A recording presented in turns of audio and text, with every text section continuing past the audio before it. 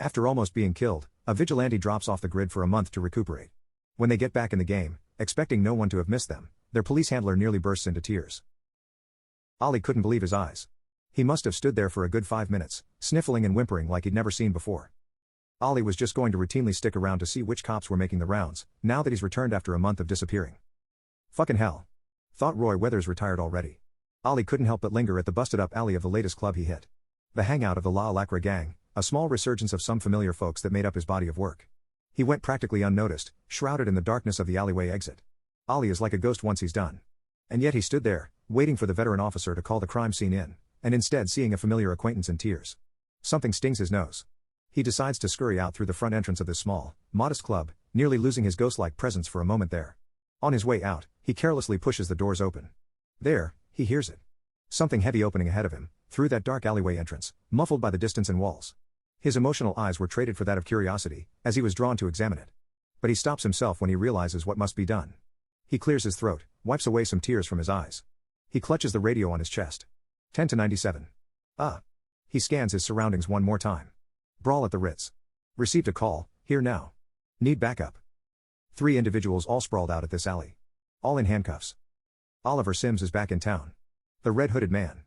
Caught the scent of the Alacra rebuilding. Kids already working too damn hard trying to prevent retaliation after he single-handedly destroyed their drug trafficking operation in the past 13 months.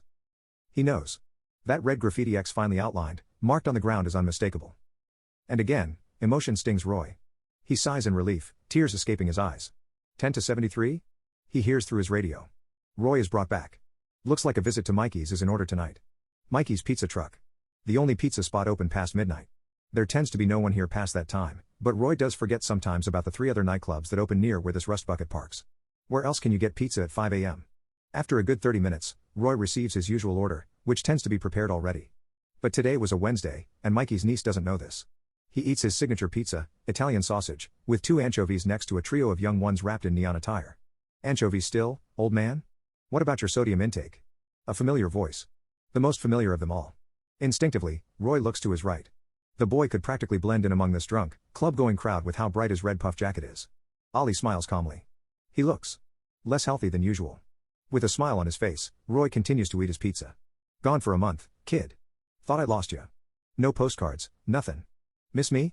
Roy scoffs, takes a big bite of his pizza. City ain't been the same without ya. Were you wearing a patrol uniform today? Huh? So that was you who shuffled out of the front door?